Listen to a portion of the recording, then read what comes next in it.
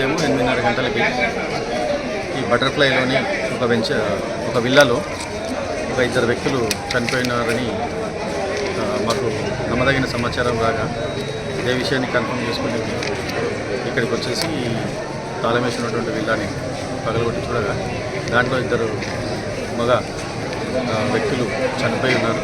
ఒకరు హాల్లో ఇంకొకరు బెడ్రూమ్లో చనిపోయినారు.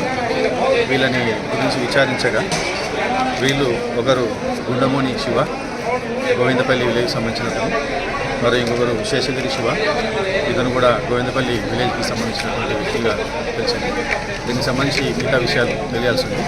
దీన్ని తదుపరి విచారణ చేసిన వాళ్ళ మీద చర్య తీసుకుంటారు. వెరిఫై చేస్తాను. దానికి సంబంధించిన ఇన్వెస్టిగేషన్లో పూర్తి విషయాలు తెలిసి దానికి సంబంధించి తీసుకోవాలి.